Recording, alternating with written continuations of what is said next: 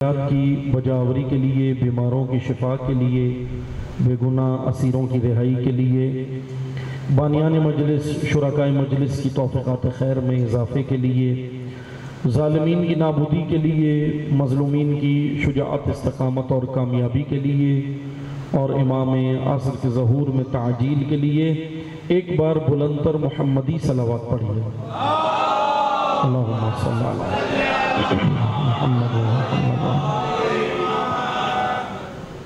شکر گزار ہیں خداوند تبارک و تعالیٰ کے کہ اللہ تعالیٰ نے ہم سب کو ذکر محمد و آل محمد بجا لانے کی، ذکر محمد و آل محمد کا اہتمام کرنے کی، ذکر محمد و آل محمد میں شرکت کرنے کی اور ذکر محمد و آل محمد کرنے کی، ذکر کو پڑھنے کی خداوند تبارک و تعالیٰ نے یہ جو توفیق ہم سب کو عطا فرمائی، ہم اس توفیق الہی پر بارگاہ الہی میں شکر گزار ہیں، کیونکہ یقیناً بارگاہ سید الشہداء میں آنا، بارگاہ امامت میں آنا اور آ کر یہاں پر نذرانہ عقیدت پیش کرنا یا پڑھنا یا سننا یا مجلس کا اہتمام کرنا، بہرحال ان تینوں کے فضائل روایات میں ذکر ہوئے ہیں عزاداری کے عنوان سے۔ میں انشاءاللہ انہی مجالس میں کوشش کروں گا آپ کی خدمت میں چند طالب علمانہ چیزیں آپ کی خدمت میں ہم پیش کریں، اور موضوع گفتگو انشاءاللہ جو ان چند روزہ مجالس میں آپ کی خدمت میں بیان کریں گے، قیام امام حسین کہ سید الشہداء علیہ السلام کا قیام اور اسی سے منسلک قیام حسینی اور عزاداری کہ امام حسین علیہ السلام کا جو قیام ہے وہ امام نے کن منکرات کے خلاف وہ قیام کیا ہے، کیا حالات تھے، کیا واقعات تھے۔ انشاءاللہ میں تاریخ کے حوالے سے آپ کی خدمت میں کچھ چیزیں بیان کروں گا ان مجالس میں، خصوصاً جوانوں اور بچوں کے لیے یہ چیزیں بیان ہوں گی۔ بزرگان ہم سے بہتر جانتے ہیں کہ تاریخ میں جس طرح سید الشہداء علیہ السلام نے جب اپنا قیام کیا تو اس وقت کیا حالات تھے، کس کس زمین پر کیا صورتحال تھی، کوفہ میں کیا حالات تھے، بصرہ میں کیا حالات تھے، مکہ، مدائن، یمن، مدینہ، ان تمام جگہوں کی صورتحال کیا تھی، اور امام حسین علیہ السلام کے اس قیام کے علل و اسباب کیا ہیں، مقصد کیا ہے، اور آج یہ جو ہمارے پاس یہ پلیٹ فارم عزاداری کا موجود ہے، یہ عزاداری، اس کی حکمت، اس کی معرفت اور اس کا فلسفہ انشاءاللہ اس کو بیان کریں گے آپ کی خدمت میں ان مجالس میں۔ بس مختصر سا آپ کی خدمت میں اگر میں بیان کروں، فرش عزا کا اہتمام کرنے والے جس کو بانی مجلس کہا جاتا ہے، ان کی فضائل روایات میں ذکر ہوئے۔ عزاداری کے عنوان سے جو روایات ہم تک پہنچی ہیں اس میں سے میں آپ کو چند نچوڑ یا خلاصہ پیش کرتا ہوں۔ بانیان مجلس وہ ہیں جو عزا کا اہتمام کرتے ہیں، فرش عزا بچھاتے ہیں، اب وہ چاہے انڈیویجول ہو، چاہے وہ ایک فردی ہو یا اجتماعی طور پر مل کر کریں، کوئی انجمن کرے، کوئی آرگنائزیشن کرے، کوئی تنظیم کرے، کوئی ادارہ کرے، اب وہ سب بانیان مجلس کہلاتے ہیں۔ بعض مل کر اہتمام کرتے ہیں، بعض انفرادی طور پر انڈیویجول کرتے ہیں، لیکن اب ایسا نہیں ہے کہ انڈیویجول جو ہے وہ اس کی اہمیت نہ ہو یا مل کے کرنے کی اہمیت ہو یا مل کے کرنے کی نہ ہو، انڈیویجول کی ہو، اس طرح نہیں ہے، بلکہ روایات میں ہمیں جو عزا کے عنوان سے مختلف روایات ملی عزیزان محترم، اس میں بانیان مجلس کی اہمیت جو بیان ہوئی ہے وہ یقیناً بہت قابل ستائش ہے۔ اسی کے ساتھ مجلس میں شرکت کرنے والوں اور اسی کے ساتھ مجلس پڑھنے والوں کی، اہل منبر کی، یہ تین طبقات اگر کہیں پر جمع ہو تو اس جمع ہونے کو عربی زبان میں مجلس کہتے ہیں۔ یہ تین طبقات، ایک سننے والے سامعین، ایک پڑھنے والا اہل منبر اور ایک اہتمام کرنے والا۔ لیکن توجہ سے سنیں، روایات میں ان تینوں طبقات کی اہمیت بھی بیان ہوئی ہے، فضائل بھی بیان ہوئے، لیکن ایک اور چیز بیان ہوئی ہے اور ذمہ داریاں بھی بیان ہوئی ہیں۔ یہ دونوں چیزیں ہیں، کیونکہ یاد رکھیں فضیلت انسان کو ملتی ہی ذمہ داری کی وجہ سے، بس جتنا ذمہ دار ہوگا اتنا ہی بافضیلت ہوگا۔ آپ دیکھ لیں، ورنہ اگر ہم فضائل اہل بیت کی جانب جائیں تو توجہ سنیے گا، جیسے کہ اللہ نے انہیں معصوم بنایا، ٹھیک ہے، الحمدللہ ہم سب کا ایمان ہے، عقیدہ ہے، عصمت کے درجے پر ہیں، معصوم عصمت کے درجے پر ہیں، بھئی خدا نے ان کو معصوم بنایا، خدا بے شک بنا سکتا ہے، ان اللہ علی کل شیء قدیر ہے، وہ تو ہر چیز پہ قادر ہے نا، لیکن سوال یہ بنتا ہے اللہ نے انہیں بنایا، اب اس میں ان کا کیا کمال ہے؟ توجہ سنیے گا، مجھے جو نقطہ آپ کو دینا، اللہ نے انہیں امام بنایا، رہبر بنایا، ہادی بنایا، نبی بنایا، پیشوا بنایا، قائد بنایا، لیڈر بنایا، اللہ نے، لیکن سوال یہ بنتا ہے بھئی اللہ نے بنایا نا، ان کا اپنا کیا کمال ہے؟ بس دو جملوں میں سنیے گا، ان کے اندر کمال تھا تو خدا نے بنایا، ورنہ خدا کا قانون ایسے نہیں ہے کہ خدا، اچھا ہاں یہ بھی جملہ یاد رکھیں، اللہ جسے چاہے بنا سکتا ہے، توجہ سنیے گا، اللہ جسے چاہے نبی بھی بنا سکتا ہے، جسے چاہے امام بھی بنا سکتا ہے، جسے چاہے رہبر و ہادی بھی بنا سکتا ہے، لیکن اللہ بناتا اسی کو ہے جس میں بننے کی صلاحیت بھی ہو، جس میں بننے کی اہلیت بھی ہو۔ مثلا میں آپ کو ایک مثال دیتا ہوں، مثالیں میں اس لیے زیادہ دوں گا انشاءاللہ کہ تاکہ مطلب آسانی سے جوانوں اور بچوں کے لیے میں آسانی اس لیے کرتا ہوں کہ تاکہ مثالوں کے ذریعے مطلب پہنچے۔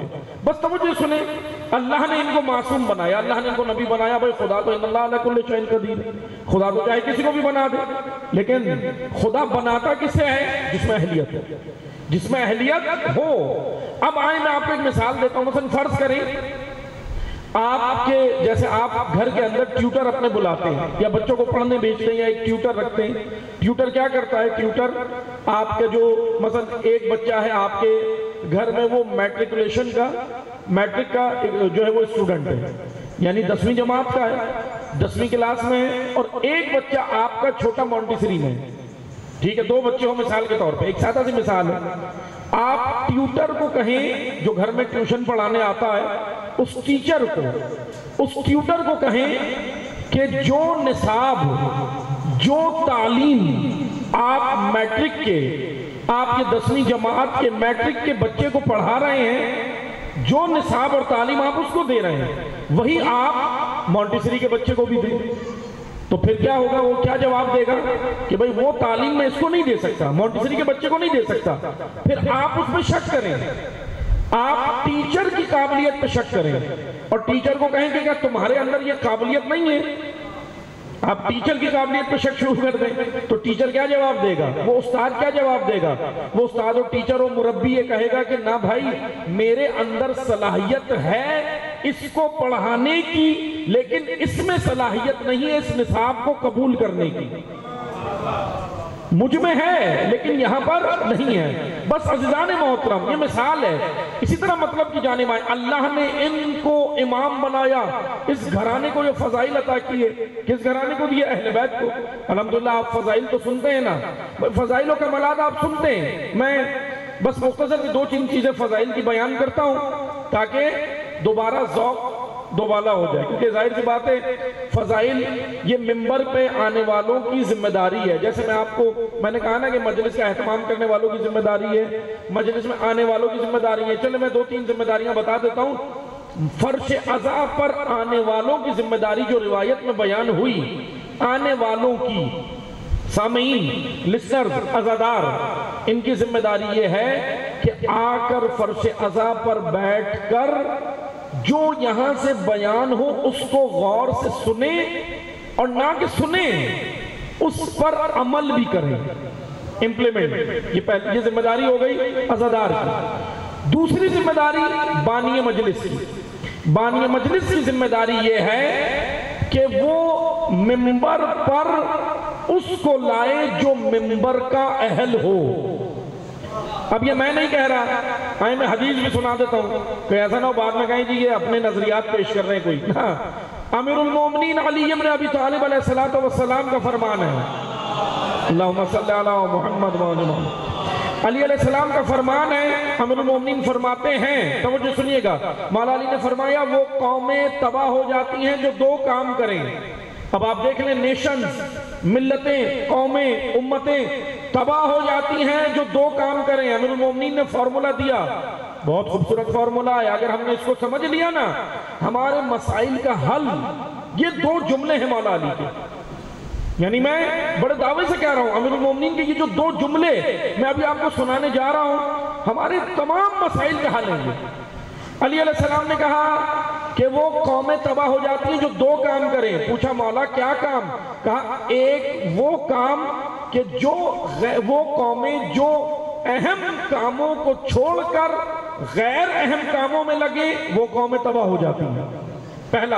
اور دوسرا امیر المومنین نے کہا وہ قومیں تباہ ہوتی ہیں جو اہل کی جگہ نااہل کو بٹھا دیں، اہل کی جگہ نااہل کو بٹھا دیں، یعنی میرٹ پہ نہ ہو، میرٹ نہیں، کوئی بھی مثلا قریبی رشتہ داری ہو یا کوئی اور معاملات ہو۔ اب توجہ سے سنیں، مولا علی کا یہ فرمان کلی ہے، خالی ایسا نہیں کہیں مخصوص ہے، کلی ہے۔ امیر المومنین نے کہا وہ قومیں تباہ ہو جاتی ہیں جو یہ دو کام کریں، ایک اہم کاموں کی جگہ غیر اہم کام کریں، دوسرا اہل کی جگہ نااہل کو بٹھا دیں۔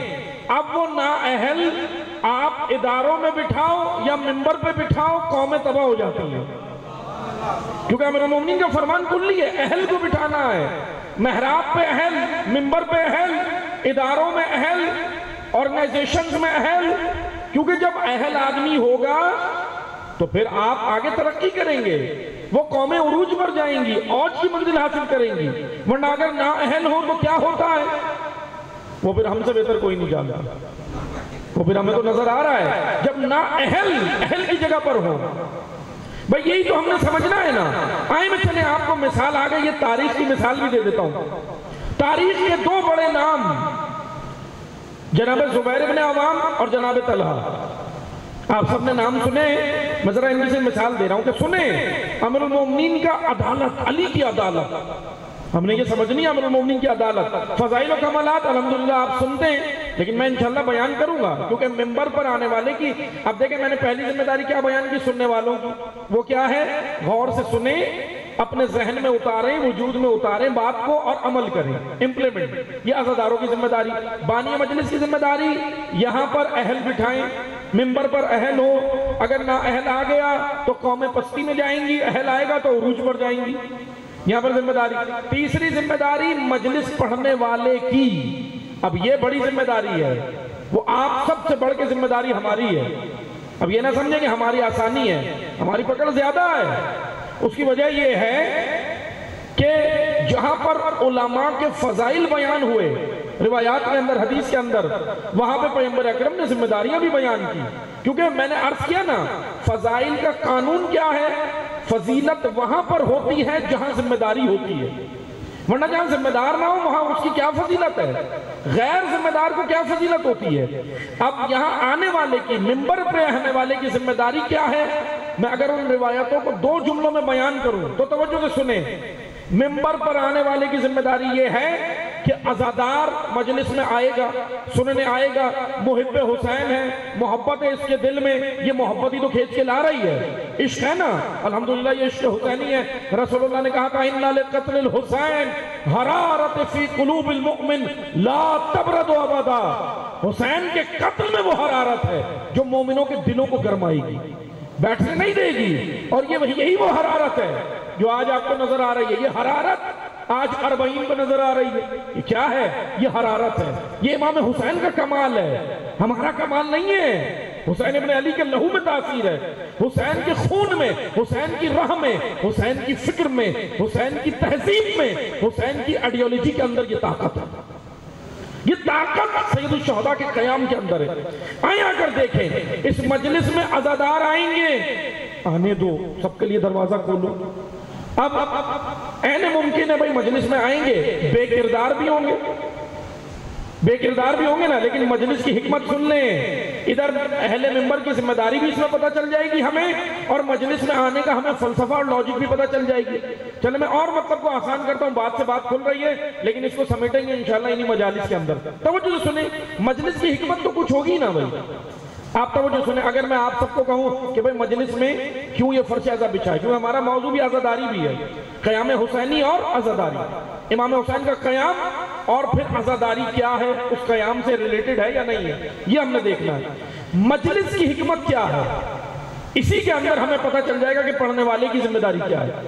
بس توجہ سنیں، مجلس کیوں رکھی گئی ہے، کیا ہے بھائی اس کی حکمت۔ لیکن یاد رکھیں دین اسلام ایک لوجیکل دین ہے، عقلی دین ہے۔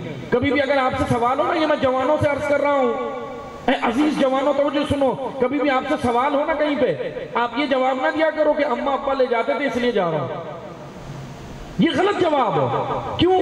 یہ وہ جواب دیتا ہے جس کے بعد دلیل ہی نہ ہو۔ میں پوچھا جائے نماز ہاتھ کھول کے کیوں پڑھتے ہیں، بس جی ہم پڑھتے ہیں، ہمارے آبا و اجداد پڑھتے تھے، بھئی یہ دلیل ہے۔ سجدگاہ کے اوپر سجدہ کیوں کرتے ہیں، دلیل ہونی چاہیے نا، دلیل ہو آپ کے پاس۔ یہ اتنا کم از کم ہمیں اتنا دین تو سیکھنا چاہیے کہ ہم دلیل سے بات کریں۔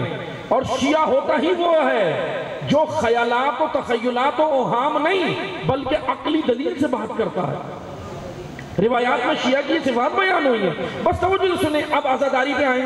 بھئی عزاداری میں ہمیں بلایا ہے نا عزاداری میں کہ آؤ فرش عزا پہ آؤ، آ کر امام حسین علیہ السلام کا ذکر سنو، اس کی حکمت کیا ہے۔ چلیں میں حدیث بھی بتا دیتا ہوں، مشہور حدیث ہے، آپ سب نے سنی ہے، زینوا مجالسکم بذکر علی ابن ابی طالب۔ پیغمبر اکرم فرماتے ہیں علی کے ذکر سے اپنی مجلسوں کو زینت دو۔ کیوں یا رسول اللہ؟ سوال بھی بنتا ہے، دیکھیں کیوں ضرور اٹھنا چاہیے۔ یہ کیوں ہمارے ذہنوں سے بنو امیہ نے مارا تھا، یہ بنو امیہ کی باقاعدہ سازش تھی۔ میں انشاءاللہ تاریخ بیان کروں گا نا تو اس کے اندر بیان کروں گا کہ کس طرح انہوں نے بعد کربلا کیا کیا خیانتیں کی ہیں، کربلا سے پہلے بھی کی ہیں، کربلا کے بعد بھی کی ہیں۔ اب بہرحال انہوں نے سب سے پہلا کام جو کیا، امت اسلامیہ کے اندر سے لاجک نکالی۔ لاجک کیوں نہیں ہے، حالانکہ کیوں ہے، نماز کیوں ہے اس کا فلسفہ بیان ہوا ہے، اس کی لاجک بیان ہوئی ہے، روزہ کیوں ہے، حج کیوں ہے، زکوٰۃ کیوں ہے، خمس کیوں ہے، جہاد کیوں ہے، یہ فرش عزا کیوں ہے، مجلسیں کیوں ہیں، ان کی لاجک بیان ہوئی ہے، حکمت بیان ہوئی ہے۔ لیکن میری بات کو توجہ سے سنیے گا، ہم نے آپ کی خدمت میں حکمت بیان کرنی ہے، عزاداری کے فوائد نہیں، فوائد اور چیز ہے، مقصد اور چیز ہے۔ توجہ سے سنیے گا، میں ایک قانون دیتا ہوں آپ کو، اللہ کا قانون ہے، مقصد پر نگاہ جو رکھے گا فائدے خود ملیں گے، اور جو فائدوں پہ نگاہ رکھے گا مقصد سے دور رہے گا، اور بعض لوگ تو فائدوں کو ہی مقصد سمجھ بیٹھتے ہیں۔ اس لیے فوائد اور چیز ہے، مقصد اور چیز ہے۔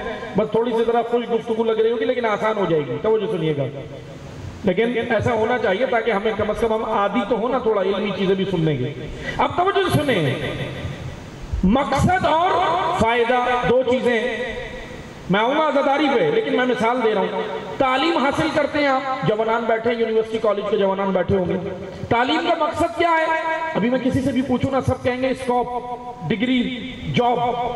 عزیزان محترم، یہ تعلیم کا مقصد نہیں ہے، یہ سب فوائد ہیں، تعلیم کا مقصد ایک ہی ہے اور یہ سارے فوائد ہیں۔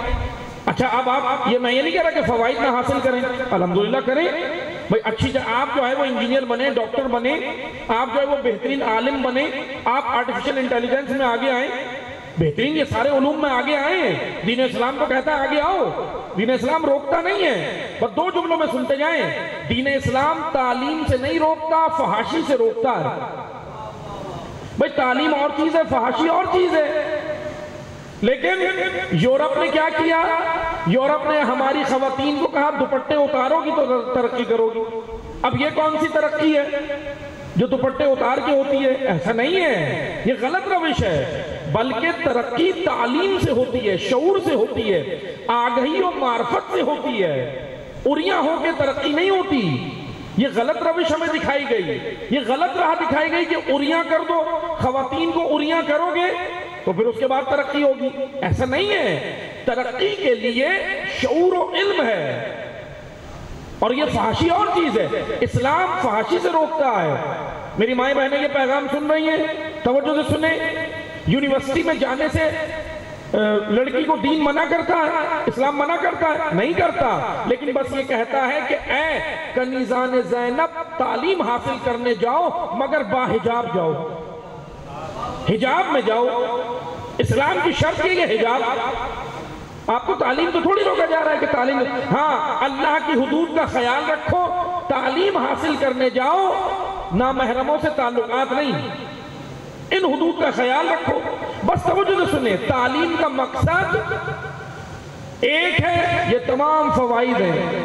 نوکری ملنا اچھی, اسکوپ کس فیلڈ میں کیا اسکوپ ہے, نوکری ملنا, یہ سب تعلیم کے فوائد ہیں. لیکن مقصد ایک ہے اور وہ یہ ہے, علم وہ نور ہے, علم وہ روشنی ہے جس کے اندر میں سفر کر کے اپنا کائنات کا اور کائنات بنانے والے رب کی معرفت حاصل کرتا ہوں. مقصد تعلیم خدا ہے, خدا. ابھی میرے پاس یعنی یہ موضوع نہیں ہے ہمارا, ورنہ اصول کافی میں حدیثیں بھی ہیں, اصول کافی میں حدیثیں بھی ہیں. طالب علموں کے 3 گروہ, اسٹوڈنٹس کے 3 گروہ. لیکن یہ اسٹوڈنٹس کے 3 گروہ صرف مدرسے والوں کے لیے نہیں ہے, سب کے لیے ہیں. چاہے یونیورسٹی کے اسٹوڈنٹ ہو, کالج کے اسٹوڈنٹ ہو یا مدارس کے ہوں. 5ویں امام کہتے ہیں طالب علموں کے 3 گروہ ہیں.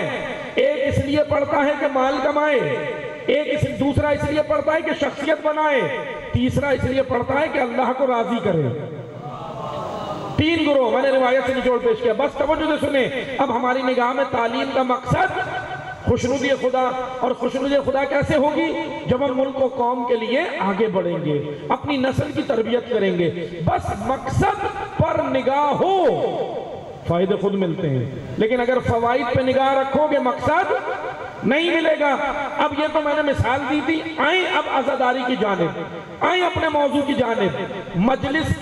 مجلس کا ایک مقصد ہے, باقی سب فوائد ہیں, باقی سب فوائد ہیں. چلے میں آپ کو فوائد بتا دیتا ہوں. فوائد اس مجلس میں آنے کے روحانی فائدے بھی ہیں اور جسمانی بھی ہیں. روحانی بھی ہیں, جسمانی بھی ہیں. کیسے؟ روحانی فائدہ یہ ہے مجلس میں آنے کا کہ آپ کو ثواب ملے گا, اجر ملے گا, اور بے شک بہت ہے. لیکن وہ ثواب و اجر بھی فائدہ ہے, مقصد نہیں ہے.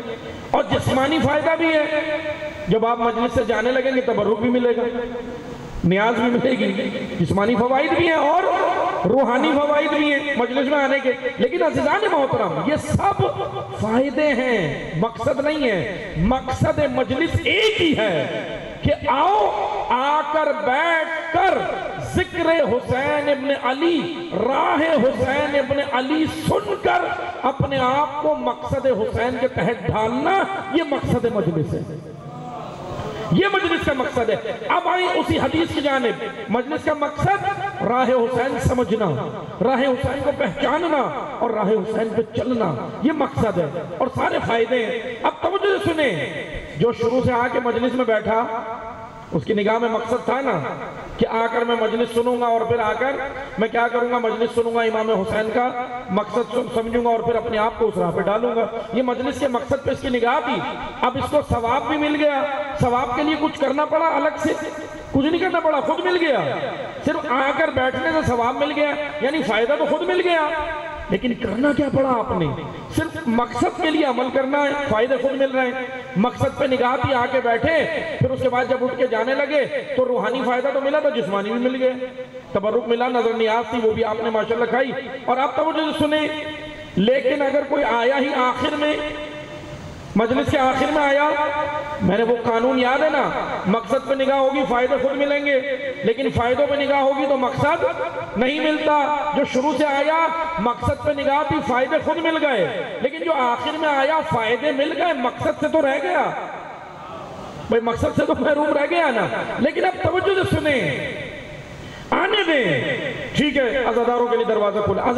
عزاداری کیا, بلکہ عزاداری کے دروازے سب کے لیے کھلیں گے, تمام مسالک کے لیے, کیونکہ یہاں انسانیت کا درس ملتا ہے. حسین ابن علی نے انسانیت بچائی ہے. لیکن ان مجلسوں کی حکمت کیا ہے؟ بس 2 جملوں میں سنیں. رسول اللہ نے کہا کہ علی کے ذکر سے اپنی مجلسوں کو زینت دو. سنیے مشہور حدیث، اب توجہ سے سنیں. کیوں یا رسول اللہ علی ہی کا ذکر کیوں؟ کیا لاجک ہے؟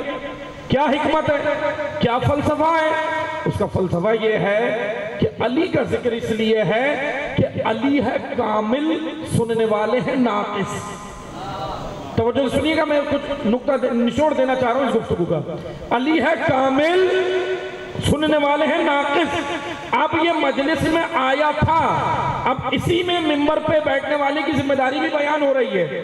مجلس میں آیا تھا، جھوٹ بھی بولتا تھا، حسد بھی رکھتا تھا، بغض بھی تھا، اندر کینہ بھی تھا، تمام بری صفات لے کے آیا تھا، بزدل بھی تھا.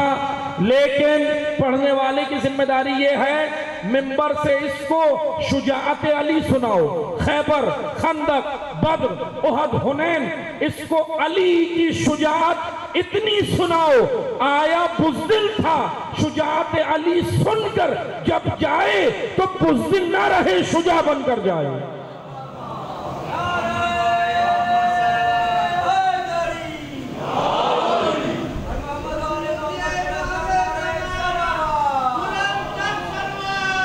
اللہم صلی علی محمد و علی محمد. بس عزیزان محترم، آیا تھا، ظالم تھا، غاصب تھا، کسی کا حق کھا کے آیا تھا. شاید سگے بھائی کا حق غصب کیا ہو، شاید سگی بہن کا حق غصب کیا ہو. آیا تھا نا. لیکن اب میں اور آپ کوئی نہیں ہوتے اسے روکنے والے، اس پہ تنقید کرنے والے. آنے دیں. آیا تھا، ظالم تھا، غاصب تھا. غاصب کو ظالم کہتے ہیں نا، اگر کوئی کسی کا حق کھا جائے تو اسے ظالم کہتے ہیں. بھئی آیا تھا ظالم، لیکن عدالت علی اتنی سناؤ اٹھ کر جائے تو اس کے وجود میں عدل قائم ہو جائے. یعنی 2 جملوں میں سن لیں. آیا تھا محب، اس کو راہ حسین ایسے بتاؤ کہ اٹھ کر جائے تو محب نہ رہے، شیعہ بن کر جائے. کیونکہ شیعہ اگلا درجہ ہے، محب اور شیعہ میں یہ فرق ہے. اچھا میں نے نہیں رکھا یہ فرق، خود آئمہ نے بیان کیا ہے. چلے میں آپ کو مثال دیتا ہوں. آپ حدیث قصہ بھی آپ نے سنی مجلس سے، شروع میں حدیث قصہ سے آغاز ہوا، تلاوت حدیث قصہ ہوئی. کیا تھا اس میں؟ شیعتنا و محبینا. جب کہیں پر ہمارے شیعہ اور محب جمع ہو، سوال یہ بنتا ہے کیا محب اور شیعہ الگ الگ ہے؟ ایسا ہی ہے. روایات میں ذکر ہوا، بہت سارے لوگ آ کر دعویٰ کرتے تھے ائمہ کے بارگاہ میں، آ کر کہتے تھے مولا انا من شیعتکم، انا من شیعتکم، انا من شیعتکم. ایک روایت ہے، ایک شخص آیا امام حسین کے پاس، آ کر کہنے لگا انا من شیعتکم، مولا میں آپ کا شیعہ ہوں. امام نے جانتے اس کو کیا جواب دیا؟ امام نے کہا اتق اللہ، اللہ سے ڈرو. اللہ اکبر. توجہ سنی گا، اللہ سے ڈرو. امام نے کہا اللہ سے ڈرو. بھئی اس نے کوئی غلط بات تو نہیں کی تھی، یہی تو کہا تھا کہ میں شیعہ ہوں. جیسے ہم کہتے تھے بھئی ہم شیعہ ہیں، اس نے بھی یہی کہا کہ میں شیعہ ہوں. امام نے کہا کہ سنو، تم شیعہ کہنے کا ابھی حق نہیں رکھتے، صرف اتنا کہو انا من محبیکم، میں آپ کا محب ہوں. شیعہ بننا باقی ہے، اور شیعہ بنا جاتا ہے ان کے قانون پر عمل کر کے. قانون پر عمل کر کے. چلے میں آپ کو اور وضاحت کر دیتا ہوں، توجہ سنیے گا. محبت اہل بیت الحمدللہ سب کے دلوں میں پاکیزہ دل ہے. اللہ نے جس دل میں اہل بیت کی محبت رکھی، پاکیزہ دل ہے نا. ورنہ آپ دیکھیں بعض ناسبی، بعض خارجی، بعض تکفیری ایسے ہیں جن کے دل میں اہل بیت کی محبت نہیں ہے. نجس دل ہے نا وہ جس میں اہل بیت کی محبت نہ ہو، ہے نا ایسے. کون ہے وہ ناسبی جو فضائل اہل بیت کو مانتے نہیں ہیں، فضائل اہل بیت کے منکر ہیں؟ یا ایک اور توجہ سنیے گا، وہ بھی ناسبی کہلاتا ہے. ایک تو وہ ناسبی ہے جو فضائل علی کا منکر ہو، فضائل علی کو مانتا نہ ہو، لیکن ایک وہ بھی ناسبی ہے جو فضائل علی چراتا ہو. توجہ سنیے گا، یہ 2 کیٹیگریز ہیں. فضائل علی چراتا ہو، چرانے والے بھی تو ہیں، آپ نے دیکھے نہیں ہیں، شاید آپ نے نہیں دیکھے اس لیے حیران ہو رہے ہیں، لیکن فضائل علی چراتے ہیں. اور چرا کے کیا کرتے ہیں؟ کہیں اور لگانے کی کوشش کرتے ہیں. لیکن بڑی توجہ سے سنیے گا، جتنی بھی کوشش کی فضائل فٹ نہیں آتے. اس کی وجہ ہے نا، کیوں نہیں آتے؟ اس کی وجہ ہے، توجہ سے سنیں بھائی، اس لیے فٹ نہیں آتے کہ اگر فضیلت علی کو عوام نے دی ہوتی فٹ آ جاتی، علی کو فضیلت اللہ نے دی ہے، اللہ نے امیر المومنین کو یہ فضیلت دی ہے۔ اب دیکھ لیں آپ اٹھا کر لوگ لگاتے ہیں۔ میں آپ کو ایک سادہ سی مثال دیتا ہوں، توجہ سنیے گا، یہ جوانوں اور بچوں کے لیے بڑی سادہ سی مثال۔ مثلا جو مولا علی کے فضائل چرا کر کہیں اور لگانے کی کوشش کرتے ہیں، اب وہاں بھی فٹ نہیں آتے، پتہ چل جاتا ہے چوری کی ہے، پتہ چل جاتا ہے نا چوری کی ہے۔ اس کی وجہ میں آپ کو ایک مثال دیتا ہوں، توجہ سنیے گا۔ یہ بالکل ایسے ہے جیسے فرض کریں چھوٹا بچہ ہو 5 سال کا یا 7-8 سال کا چھوٹا بچہ ہو، آپ چھوٹے بچے کو کسی 6 فٹ کے آدمی کی قمیص پہنا دیں، توجہ ہے نا آپ کی، چھوٹا سا بچہ ہے، اب یہ چھوٹے بچے بیٹھے، اس چھوٹے بچے کو آپ 6 فٹ کے آدمی کی قمیص پہنائیں تو کیا ہوگا؟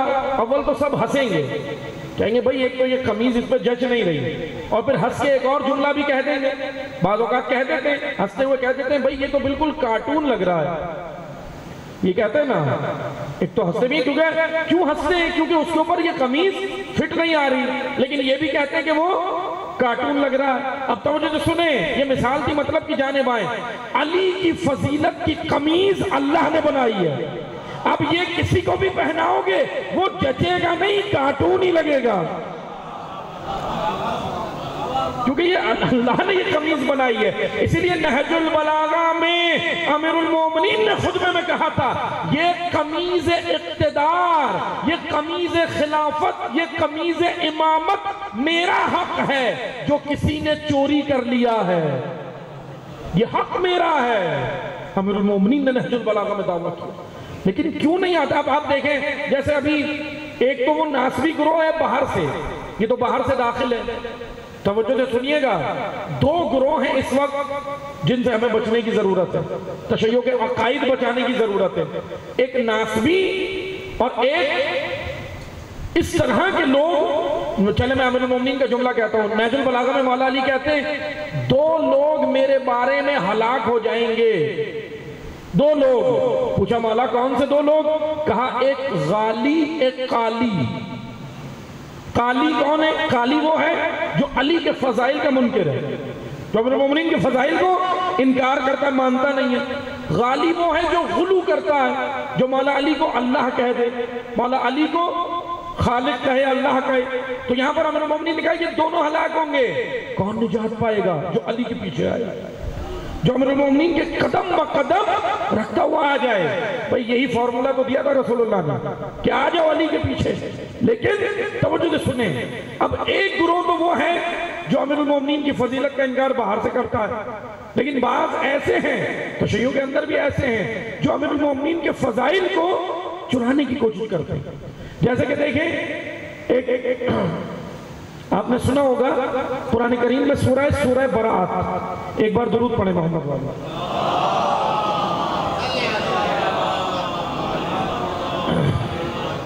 سورہ براءت، اللہم صلی علی محمد و آل محمد۔ بس جلدی جلدی سن لیں، جو مطالب رہ جائیں گے میں انشاءاللہ کل بیان کروں گا آپ کی خدمت میں، توجہ سنیں۔ سورہ براءت کو سورہ توبہ بھی کہتے ہیں اور سورہ براءت بھی کہتے ہیں۔ براءت لفظ ہے بری سے، بری کہتے ہیں دوری کو، اور اسی براءت سے بری بھی ہے اور تبرہ بھی ہے۔ لفظ تبرہ، توجہ سنیے گا، کیونکہ ہم کرتے ہیں نا تبرہ، تو ہمیں پتہ بھی تو ہونا چاہیے تبرہ ہے کیا، تبرہ کیا کیسے جاتا ہے۔ ہم نے تبرے کا لفظ ائمہ سے لیا ہے، لیکن کرنے کا طریقہ بھی لینا ہے، توجہ سنیے گا۔ تبرہ کہتے ہیں کس کو ہے؟ تبرہ بری، براءت بری کہتے ہیں دوری کو۔ میں پہلے لفظ کے معنی کر رہا ہوں، عربی زبان کے لفظ ہیں، لغت کے معنی میں پہلے ڈکشنری کے معنی بتاتا ہوں، پھر ہم اصطلاح میں آئیں گے، کیونکہ لغت اور چیز ہے، اصطلاح اور چیز ہے۔ ٹرمز جو ہوتی ہیں کسی بھی علم کی وہ ایک الگ ہوتی ہیں، ٹرمز جو ہوتی ہیں اصطلاحات۔ لغت میں تولا کہتے ہیں نزدیکی کو، قریب ہونا۔ جیسے آپ لوگ بیٹھے اگر قریب ہو کے بیٹھیں گے تو اس عمل کو کہتے ہیں تولا، لیکن آپ مجھے بتائیں یہ عمل کیسے ہوگا؟ عمل ہے، یہ امپلیمنٹ ہے۔ زبان سے میں کہوں تولا نہیں ہوگا حق ادا جب میں عملی طور پہ جڑ نہ جاؤں۔ عملی طور پہ، کیونکہ تولا عملی چیز ہے۔ اب اسی طرح تبرہ ہے، تولا نزدیکی کو کہتے ہیں، تبرہ دوری کو کہتے ہیں۔ اب توجہ سے سنیں، سورہ براءت قرآن کریم کا سورہ 10 آیات شروع کی آئیں، حضرت جبرائیل لے کر آئے۔ اب جیسے میں اس لیے وجہ سے اس کی یہ فضیلت اس لیے بیان کر رہا ہوں کیونکہ بعض لوگ یہ کوشش کر رہے ہیں کہ امیر المومنین کے جگہ پر کوئی اور گئے تھے اور پھر انہوں نے یہ سورہ سنائے تھے، حالانکہ ایسا نہیں ہے۔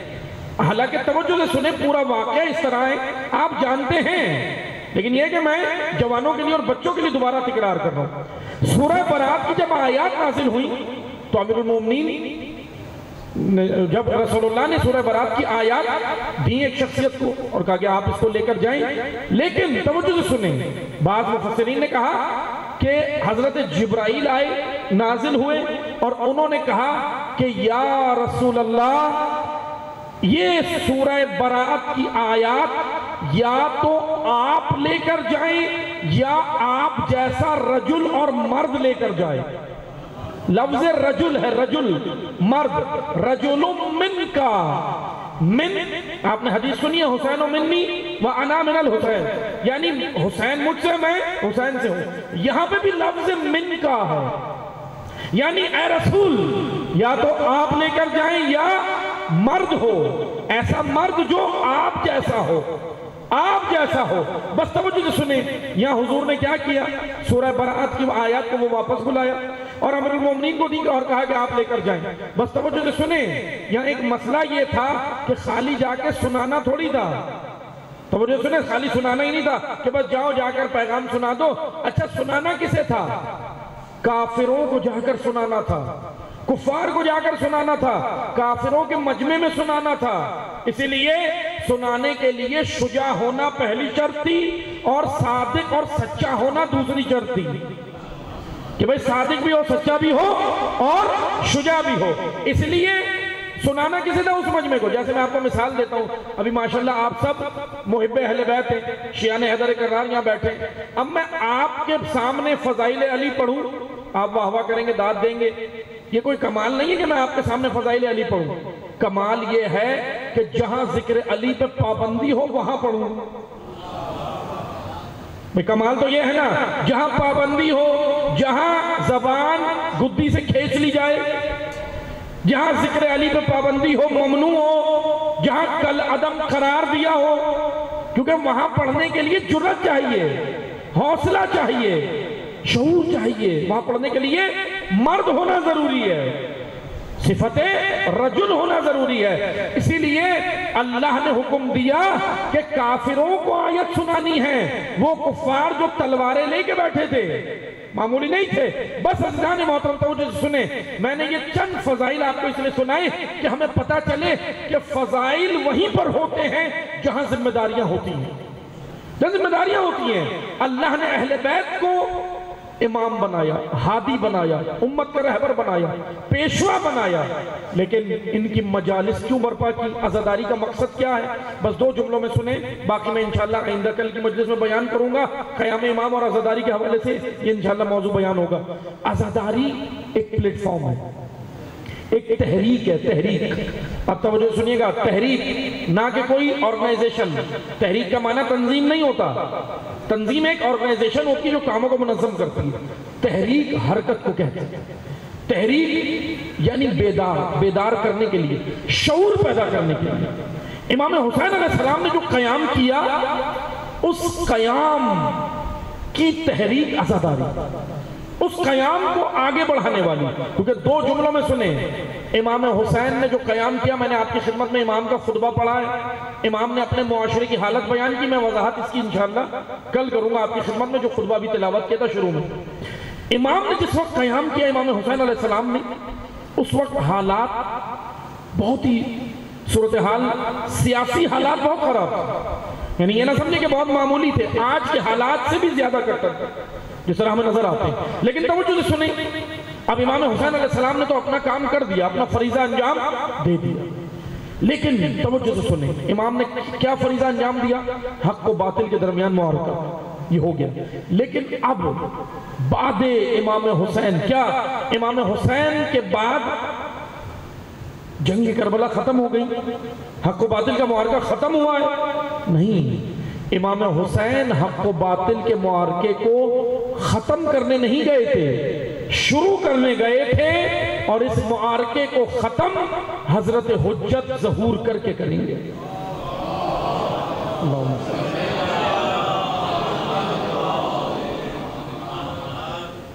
عزاداری اسی کا تسلسل ہے۔ عزاداری امام حسین کے قیام کو سمجھنے کی جگہ ہے، سمجھنے کی جگہ ہے کہ امام نے یہ قیام کیوں کیا، امام کیوں نکلے ہیں۔ آئیں دو جملوں میں سنیں، امام نے کیا کہا؟ فَقَدْ نَزَلَ بِنَا مِنَ الْأَمْرِ مَا قَدْ تَرَوْنَ وَأَنَّ الدُّنْيَا قَدْ تَغَيَّرَتْ وَتَنَكُّرَتْ۔ امام حسین کا جملہ ہے، امام حسین مکہ میں یہ خطاب کر رہے تھے کہ اے لوگوں سنو، دین بدل گیا، دنیا بدل گئی ہے، لوگ بدل گئے ہیں، سوسائٹی بدل گئی ہے، معاشرہ بدل گیا۔ کیا بدل گیا ہے؟ ان الدنیا قد تغیرت وتنکرت وادبر معروفها، بدلے یہ ہیں کہ دین کو پش دکھائی ہے۔ امام حسین یہ کس کو خطاب کر رہے تھے؟ مکہ میں کھڑے ہو کے دینداروں کو، یعنی کن کو خطاب کر رہے تھے امام؟ نمازیوں کو، حاجیوں کو، روزہ داروں کو۔ ایسا نہیں تھا بے دینوں کو کہہ رہے تھے امام، روزہ داروں کو، حاجیوں کو، نمازیوں کو یہ خطاب تھا امام کا۔ کیا کہہ رہے ہیں؟ توجہ سے سنیں، میں ترجمہ کر رہا ہوں۔ امام نے کہا اے لوگوں تم نے دین کو پش دکھا دی، دین کو، معروف دین نیکیاں انہیں پش دکھا دی۔ الا صبعبۃ کصبعبۃ الاناء، لیکن تمہارے پاس دین ہے۔ کتنا دین ہے؟ امام نے کہا دین کا برتن، محاورہ ہے، مثال ہے امام کی جانب سے، توجہ سنیں، بہت خوبصورت مثال دی امام نے۔ دین ہے، الا ہے دین، صبعبۃ کصبعبۃ الاناء، دین کا برتن الٹ دیا، آخر میں چکنائی جو تلی پہ بچتی ہے وہ لے کر تم دیندار بنے ہوئے۔ امام حسین علیہ السلام اپنے معاشرے کی حالت بتا رہے ہیں کہ یہ حالت ہے، دین کا برتن الٹ دیا۔ اب آپ مجھے بتائیں، توجہ سے سنیں، ہوا کیا تھا؟ امام نمازیوں کو، حاجیوں کو، روزہ داروں کو کہہ رہے تھے دین کا برتن الٹ دیا۔ اب سوال یہ بنتا ہے، توجہ سے سنیں، سوال یہ بنتا ہے کہ دینداروں کو امام حسین کیوں ایسے کہہ رہے تھے؟ دین کا برتن الٹ دیا سے مراد کیا تھی؟ آئیں توجہ سے سنیں، نماز تھی، روزہ تھا، حج تھا، احکام شرعیہ تو تھے، لیکن عبادتوں کی روح مر گئی تھی۔ یاد رکھیں، اگر عبادتیں ہوں اور عبادتوں کی روح نہ ہو، اگر روح عبادت نہ ہو تو عبادتیں کہیں نہیں پہنچاتی، عبادتیں انسان کو کہیں نہیں پہنچاتی۔ مثلا میں آپ کو مثال دیتا ہوں، نماز کا مقصد کیا ہے؟ الصلاۃ تنہی عن الفحشاء والمنکر، نماز کا مقصد ہے برائی سے روکنا، یہ نا مقصد قرآن کہہ رہا ہے، برائی سے روکنا، فحش سے روکنا، وجود انسانی کی تربیت مقصد نماز ہے، وجود انسانی کی تربیت۔ بھئی اگر میرے وجود میں جھوٹ ہے، بغض ہے، کینہ ہے، حسد ہے، تمام برائیاں ہیں، لیکن پھر بھی میں نماز بھی پڑھ رہا ہوں اور برائیاں بھی ختم نہیں کر رہا، امام حسین یہی کہہ رہے تھے الٹے برتن میں تلی ہے یہ دین، یہی الٹے برتن میں تلی ہے۔ کیونکہ وجود انسانی، بس دو جملوں میں سنیں، امام حسین کا مقصد، میں اگر دو جملوں میں بیان کروں ساری گفتگو کو سمیٹ کر، اقدار انسانی کو زندہ کرنا، ہیومن ویلیوز، اقدار انسانی۔ معاشرہ حسینی میں اس وقت امام حسین کے معاشرے میں کیا ہوا تھا؟ ہیومن ویلیوز مر گئی تھی۔ آئیں آ کر دیکھیں، سب سے بڑی وجود انسانی میں جو ہیومن ویلیو ہے، جو اقدار انسانی ہے، وہ ہے غیرت۔ غیرت ایک گوہر ہے، غیرت ایک نایاب ہے، یہ مر گیا تھا۔ اور روایات میں ہے، پیغمبر اکرم فرماتے ہیں جب شیطان کسی پر حملہ کرتا ہے نا، شیطان جب نمازیوں پہ حملہ کرتا ہے تو کیا کرتا ہے؟ نمازیں چھینتا ہے؟ حضور کہتے ہیں نہیں۔ روزہ چھینتا ہے؟ پیغمبر اکرم کہتے ہیں نہیں۔ حاجی سے حج چھینے گا؟ نہیں۔ زائر سے زیارت چھینے گا؟ نہیں۔ شیطان جب پہلا حملہ کرتا ہے تو اس عابد سے نہ عبادتیں لیتا ہے، اس کے وجود سے غیرت لے لیتا ہے، اور جب غیرتیں مر جائیں تو پھر معاشرے بے غیرت ہو جاتے ہیں، اور اتنے بے غیرت ہو جاتے ہیں کہ ناموس رسالت کے ہاتھوں میں رسیاں بن جاتی ہیں۔ یہ علامت ہے نا اس معاشرے کی۔ آئیں آ کر دیکھیں، ابھی برادر نے یہاں پہ سلام پڑھا جناب زینب کبریٰ کا، پڑھا نا؟ میں انشاءاللہ کوشش کروں گا، کیونکہ ایام بھی بی بی کے ہیں، بی بی کا خطبہ بھی آپ کو سناؤں گا۔ وہ خطبہ معمولی نہیں تھا، اہل کوفہ کو خطاب تھا، لیکن اہل کوفہ کو خطاب سے پہلے ہمیں کوفہ کو سمجھنا بھی ہوگا۔ ایسے خطاب سمجھ نہیں آئے گا، وہ میں آ کر آپ کو وہ خطبہ بھی سنا دوں، ابھی بھی سنا دوں، لیکن ایسے سمجھ نہیں آئے گا۔ پہلے انشاءاللہ میں آپ کی خدمت میں کوفہ کی تاریخ پڑھوں کہ بھئی کوفہ میں سوالات آپ نوٹ کر لیں بھلے۔ سوالات یہ ہیں کہ سب سے پہلا سوال، ایک یہ بھی ہم نے انشاءاللہ جواب دینے کے مجالس میں، کہ جیسے بعض لوگ الزام لگاتے ہیں کہ شیعوں نے امام حسین کو قتل کیا، لگاتے ہیں نا الزام، آپ سب نے سنا ہے، لیکن ہم یہی دیکھیں گے، کوفہ کی تاریخ سے دیکھیں گے کہ بھئی قتل کرنے جو آئے تھے وہ کون تھے، اور تاریخ کا جب حوالہ دیا جائے تو یاد رکھیں کہ تاریخ ہوتی ہے، تاریخ شیعہ سنی نہیں ہوتی، تاریخ ہوتی ہے، بس توجہ سے سنیں، میں انشاءاللہ بیان کروں گا، لیکن وہ کوفہ کے حالات جب سمجھ آئیں گے نا تو پھر بی بی کا خطبہ بھی سمجھ آئے گا۔ بس آپ دو جملوں میں ابھی یہ سمجھ لیں کہ معاشرے سے غیرت مر گئی تھی، اور جب غیرتیں مر جائیں اور دیندار اپنے احکام میں بھی لگے رہیں، نیکیوں میں بھی لگے رہیں، تو امام حسین کہتے ہیں الٹے برتن میں تلی، کیونکہ تمہاری سوسائٹی تباہ ہے، سوسائٹی کے اندر عریانیت ہے، فحاشی ہے، حرام حلال ہو رہا ہے، حلال حرام ہو رہا ہے یا نہیں؟ آج مجھے بتائیں، آج ہو رہا ہے یا نہیں؟ میں اگر امام حسین کے قیام کو آج کی زبان میں بیان کروں، امام حسین کا قیام کرپشن کے خلاف ہے، کرپشن۔ امام حسین کا قیام ایک شخص کے نہیں، ایک سوچ کے خلاف ہے، ایک فکر کے خلاف ہے، ایک آئیڈیالوجی کے خلاف ہے، ایک تہذیب کے خلاف ہے۔ یزیدیت کیا ہے؟ ایک تہذیب ہے، یزیدیت ایک آئیڈیالوجی ہے، یزیدیت ایک نظریہ ہے، اور اس کے مقابل حسینیت بھی ایک نظریہ ہے، حسینیت بھی ایک فکر ہے۔ امام کا قیام یزیدیت کے خلاف ہے، ایک شخص کے خلاف نہیں ہے۔ یہ نہ سمجھے کہ یزید نہ ہوتا، کوئی اور ہوتا تو امام حسین نہ اٹھتے، امام پھر بھی اٹھتے۔ اگر یزید کی جگہ کوئی اور بھی ہوتا پھر بھی امام اٹھتے، کیوں؟ کیونکہ معاشرے کی حالت امام بتا رہے ہیں اپنے خطبوں میں، معاشرے کی حالت بتا رہے ہیں کہ معاشرے کی حالت یہ ہو گئی کہ الٹے برتن میں تلی ہے ان کے پاس، دین اتنا بچا۔ اب اس دین سے یہ کیا کریں گے؟ دیندار کامیاب نہیں ہو سکتے۔ حسین ابن علی نکلے ہیں، کیا کرنے نکلے ہیں؟ غیرت زندہ کرنے نکلے ہیں، اور یہ غیرت زندہ کرنے کے لیے عزاداروں سرمایہ بہت بڑا دیا ہے حسین نے، سرمایہ بہت بڑا دیا ہے۔ اس غیرت کو زندہ کرنے کے لیے حسین نے 6 مہینے کا بچہ لے دیا۔ اجرکم اللہ۔ غیرت ایسے ہی زندہ نہیں ہوئی معاشرے کی، بس عزاداروں روتے ہوئے جب گریہ کرو نا تو عہد بھی کرنا ہے، یہ مصائب کے ساتھ عہد بھی ہو کہ اے امام، میں اس دین پر نہیں چلوں گا جو الٹے برتن میں تلی، میں وہی اپناؤں گا جو آپ بچانے گئے تھے، یعنی مکمل دین، جامع دین، کامل دین۔ الٹے برتن میں تلی یہی ہے کہ نماز بھی اور حرام کام بھی، روزہ بھی حرام کام بھی، نماز بھی اور میری گھر کی خواتین بے حجاب باہر بھی۔ اللہ اکبر، یہ کون سا دین ہے؟ کس نے پڑھایا ہمیں یہ دین؟ کس نے پڑھایا یہ دین کہ نماز اپنی جگہ، باقی کام اپنی جگہ، موسیقی اپنی جگہ، ہے نا ایسا دین؟ یہ حسینی دین نہیں ہے، یہ الٹے برتن میں تلی ہے۔ اسی دین کے خلاف امام نے قیام کیا تھا، تو تم اس دین کو لے کر کہتے ہو کہ ہم دیندار ہیں؟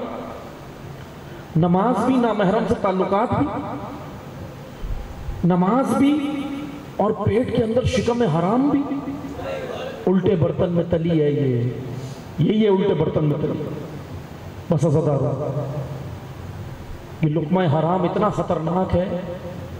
جب امام عصر عاشور خطاب کر رہے تھے نا تو لشکر اشقیاء کو عمر سعد نے کہا زرہ نکالو اور اس کے اوپر تلوار زور زور سے مارو، یعنی بجاؤ، شور کرو، غل غپارہ کرو، شور کرو۔ اشقیاء نے شور کیا۔ امام حسین نے ان کو جملہ کہا کہ سنو، تم حق نہیں سن سکتے، تمہارے بطن میں لقمہ حرام ہے۔ اللہ اکبر، بہت خطرناک ہے یہ لقمہ حرام۔ لقمہ حرام ابتدا ہے، ابتدا اور انتہا لقمہ حرام ابتدا ہے، اور یہی لقمہ حرام جب پیٹ میں جاتا ہے نا، آہستہ آہستہ آہستہ اگر اس کو کنٹرول نہ کیا جائے، جب یہ بڑھتا جائے نا، تو پھر یہی لقمہ حرام انسان کو عمر سعد بناتا ہے، شمر بناتا ہے، خولی بناتا ہے، قاتلان حسین قاتلان امام بناتا ہے۔ یہ لقمہ حرام، یہ معمولی نہ سمجھیں، اسے معمولی نہ سمجھیں۔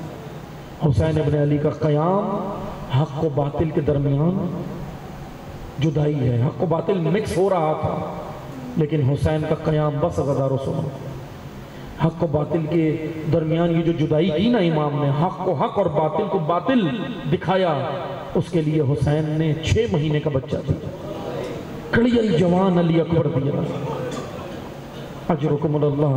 بس جو 2 جملے سننا مصائب کے، معمولی تو نہیں ہے یہ قربانی۔ عہد کرنا عزادارو، عہد کرنا روتے ہوئے کہ اے امام، ہم آپ سے عہد کرتے ہیں کہ کبھی بھی حرام کے نزدیک نہیں جاؤں گا۔ یہ حسین سے عہد کرو، مجھ سے نہیں، حسین سے عہد کرو، جس کی مجلس میں آئے اس سے عہد کرو۔ بس عزادارو، اس حق و باطل کے معارکے کو انجام دینے کے لیے، اس خط کو کھینچنے کے لیے حسین نے قاسم جیسا بھتیجا دیا، عباس جیسا بھائی دیا۔ اور سن سکو گے، غیرتوں کو زندہ کرنے کے لیے یہ وقت بھی آ گیا کہ ناموس کو بازار میں آنا پڑ گیا۔ اجرکم اللہ۔ آپ نے سن لیا، آپ سن کے رو رہے ہو، سن کے رو رہے ہو نا۔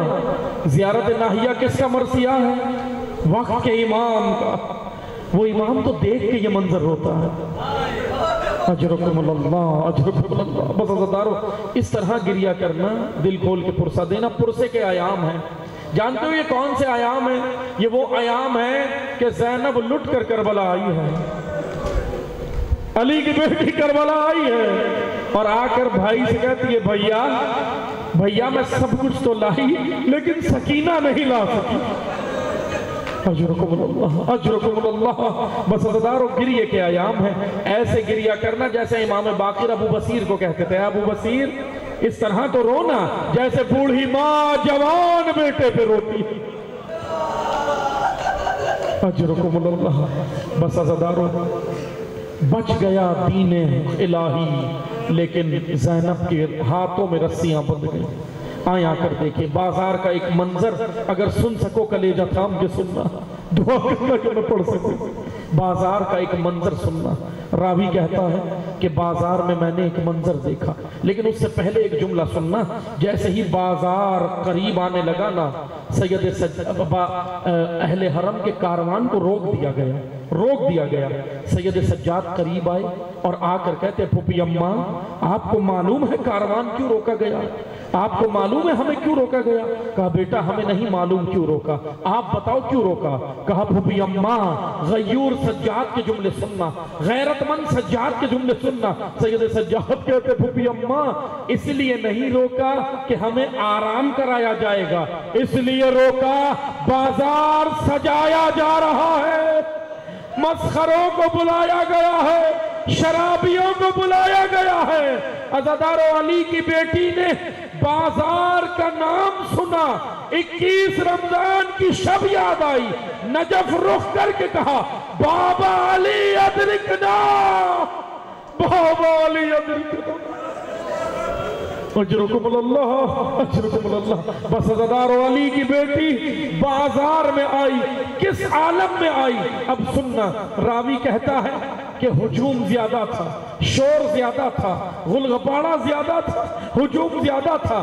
میں نے ایک منظر دیکھا، کہا مجھے منظر قریب سے نظر نہیں دور سے نظر نہیں آ رہا تھا، میں مجمع کو چیرتا ہوا آیا۔ راوی لکھ رہا ہے مقتل میں، کہتا ہے مجھے مجمع کو میں چیرتا ہوا آگے آیا۔ کہا کیا منظر دیکھا؟ کہا میں نے منظر یہ دیکھا، قریب ہو کے میں نے یہ منظر دیکھا کہ ایک رسی ہے، اس میں بیویوں کے شانے بندے ہیں، اور ایک بچی کا گلا بھی اسی رسی سے۔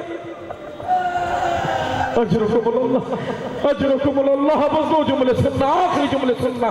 راوی کہتا ہے کہ بیویوں کے شانے بندے ہیں اور بچی کا گلا بندہ ہے. لیکن یہی راوی کہتا ہے ایک منظر یہ تھا اس بازار میں کہ بیویاں آہستہ آہستہ آگے قدم بڑھاتی تھی، لیکن چلنے کا انداز بڑا عجیب تھا. کہا کیا عجیب تھا؟ کہا یہ جو خواتین تھی نا، جو اسیر تھی، جن کے ہاتھ بندے تھے، تھوڑا آگے چلتی تھی، کمر کو جھکاتی تھی، تھوڑا آگے بڑھتی تھی، کمر کو اٹھاتی تھی، کبھی کمر جھکاتی تھی، کبھی کمر اٹھاتی تھی، کبھی جھکاتی تھی، کبھی اٹھاتی تھی. کہنے لگا مجھ سے یہ برداشت نہیں ہوا، میں آگے بڑھا اور قریب آیا. میں نے کہا یہ منظر مجھے نظر تو آ رہا ہے لیکن سنائی نہیں دیتا کہ وجہ کیا ہے. کہنے لگا میں قریب آیا، جیسے ہی قریب آیا میں نے اپنا کان لگا کے سننے کی کوشش کی. آخری جملے سننا، قیامت کا منظر تھا. اس کا جیسے شاید ذرہ ذرہ رو رہا ہو، بازار کا ذرہ ذرہ رویا. کیا منظر تھا؟ کہتا میں قریب آیا، میں نے کان جب قریب آ کے لگا کے سننے کی کوشش کی نا، تو جب بیویاں کمر جھکاتی تھی تو کوئی آواز نہیں تھی، لیکن جب کمر اٹھا کے چلتی تھی بچی چلا کے کہتی تھی پھوپھی اماں میرا گلا دکھتا ہے، پھوپھی اماں میرا گلا